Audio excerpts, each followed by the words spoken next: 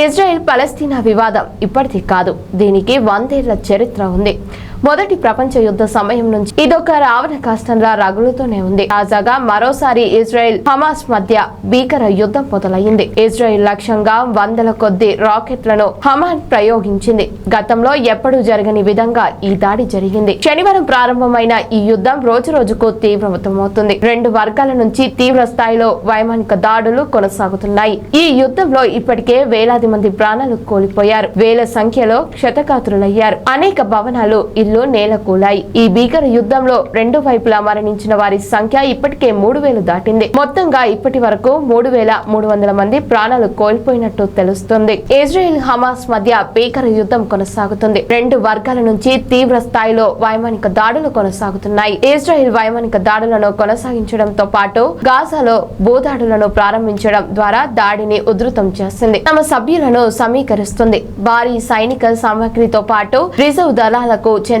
మరింత మంది సైనికులను సమీకరిస్తోంది. మరోవైపు గాజా సరిహద్దులలో ఉన్న దక్షిణ ఇజ్రాయెల్ ను తిరిగి స్వాధీనం చేసుకోవడంతో పాటు గాజా సరిహద్దు ప్రాంతాలను తిరిగి స్వాధీనం చేసుకున్నట్టుకు ఇజ్రాయెల్ డిఫెన్స్ ఫోర్స్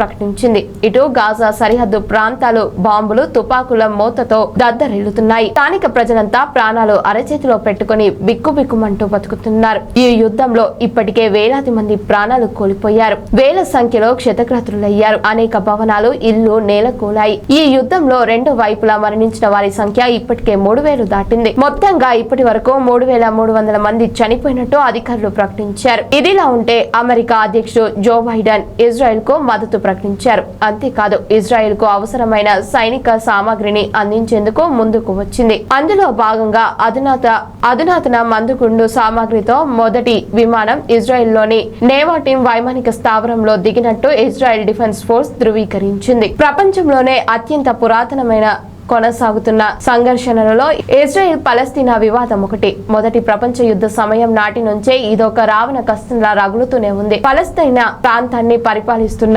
ఒట్టోమన్ సామ్రాజ్యం మొదట ప్రపంచ యుద్ధంలో ఓటమి పాలైంది. బ్రిటన్ ఆ ప్రాంతాన్ని తన నియంత్రణలోకి తీసుకుంది. అయితే అప్పట్లో ఇజ్రాయెల్ అనే దేశమే లేదు. ఇజ్రాయెల్ నుండి వెస్ట్ బ్యాంక్ వరకు ఉన్న ప్రాంతాన్ని పలస్తీనా అని పిలిచేవారు. ఆ ప్రాంతంలో అరబ్లు అధిక శాతంలోనూ యూదులు కొంతమంది మాత్రమే ఉండేవారు. ఇదే సమయంలో 1920-1940 మధ్య కాలంలో యూరోప్ లో ఉండే యోధులపై దురాఘాతాలు జరిగాయి. దీంతో యోధులు అక్కడి నుంచి పారిపోయి మాతృభూమిని వెతుక్కుంటూ పలస్తీనాకు రావడం మొదలుపెట్టారు.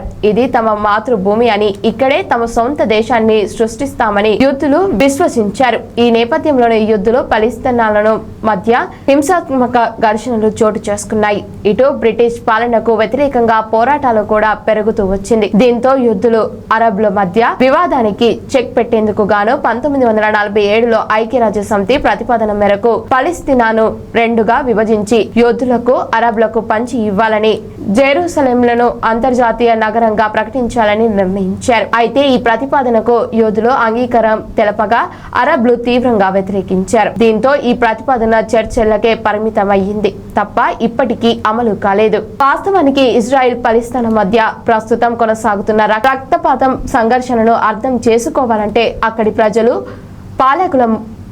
పాలకులు ముఖ్యంగా ఆ స్థలానికి ఉన్న నేపథ్యాన్ని అర్థం చేసుకోవాల్సి ఉంటుంది. ప్రస్తుతం సంఘర్షణకు మొదటి ప్రపంచ యుద్ధాంతరం పరిమాణాలు ప్రాధాన్యంగా మనకు కనిపిస్తున్న పురాతన చరిత్రను కూడా పరిగణంలోకి తీసుకోవాల్సి ఉంటుంది. అక్కడ పరిమితమైన చారిత్రాత్మక ప్రాముఖ్యతను అర్థం చేసుకోవాల్సి ఉంటుంది.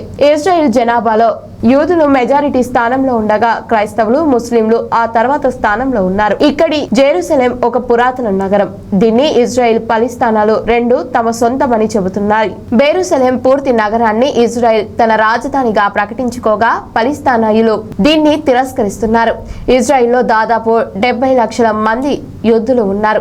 అక్కడి మొత్తం జనాభాలో దాదాపు 74% మంది ఉన్నారు. ప్రపంచ వ్యాప్తంగా 1,74,00,000 మంది యూదులు ఉంటే వారి వారిలో 43% మంది ఇజ్రాయెల్లోనే నివసిస్తున్నారు. ఇజ్రాయెల్ కాకుండా అత్యధికంగా యూతులు అమెరికా, కెనడా దేశాలలో నివసిస్తున్నారు. ఈ రెండు దేశాలలో దాదాపు 43% మంది యూతులు నివసిస్తున్నారు.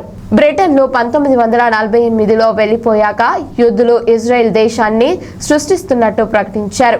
ఈ నిర్ణయాన్ని అనేక మంది పలిస్తాన్లు వ్యతిరేకించారు. ఇరు పక్షాల మధ్య యుద్ధం అనివార్యమయ్యింది. లక్షల మంది పలిస్తాన్లు అక్కడి నుంచి పారిపోయారు. మొదటి యుద్ధం ముగిసే సమయానికి ఇజ్రాయెల్ అతిపెద్ద మొత్తంలో భూభాగాన్ని స్వాధీనం చేసుకుంది. జోర్దన్, ఈజిప్ట్ వంటి అరబ్ దేశాలు పలిస్తాన్ ప్రజల కోసం పోరాడాయి కానీ వాళ్ళు ఓడిపోవడంతో పలిస్తాన్ స్వల్ప భూభాగానికే పరిమితమయ్యింది. జోర్డన్ ఆధీనం చేసుకున్న భూభాగానికి వెస్ట్ బ్యాంక్ అనే పేరు పెట్టగా, ఈజిప్ట్ ఆక్రమించిన ప్రాంతానికి గాజా స్ట్రిప్ అని పేరు పెట్టారు. ఇదే సమయంలో జెరూసలేంను రెండుగా విభజించి పశ్చిమ వైపు ఇజ్రాయెల్ దళాలు, తూర్పు వైపు జోర్డానియన్ దళాలు పంచుకున్నాయి. కొన్ని సంవత్సరాల వరకు ప్రశాంత వాతావరణం నెలకొంది. కానీ 1967లో మళ్లీ యుద్ధం మొదలయ్యింది. ఇజ్రాయెల్ తూర్పు జెరూసలేంతో పాటు వెస్ట్ బ్యాంక్, గాజా స్ట్రిప్ ను స్వాధీనం చేసుకుంది. 2005లో గాజా నుంచి ఇజ్రాయెల్ వైదొలిగినప్పటికీ వెస్ట్ బ్యాంక్ ను నియంత్రిస్తూనే ఉంది. తూర్పు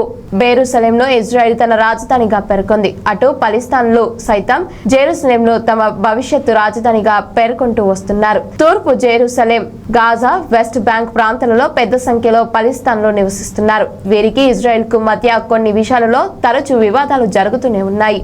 అనేక అంశాల్లోనూ ఇజ్రాయెల్, పలిస్తాన్ల మధ్య అంగీకారం కుదరడం లేదు. పలిస్తానియన్ శరణార్థుల భవిష్యత్తు, వెస్ట్ బెంగాల్లో యూదుల నివాసాల తొలగింపు తదితర అనేక అంశాల్లోనూ ఇరు వర్గాలకు రాజీ కుదరడం లేదు. గత 25 ఏళ్లుగా ఎన్నోసార్లు శాంతి చర్చలు జరిగినప్పటికీ వివాదాల పరిష్కారం కాలేదు. ఈ క్రమంలోనే హమాస్ తాజా ఇజ్రాయెల్ పై దాడి చేయడంతో మరోసారి ఉధృత పరిస్థితులు నెలకొన్నాయి.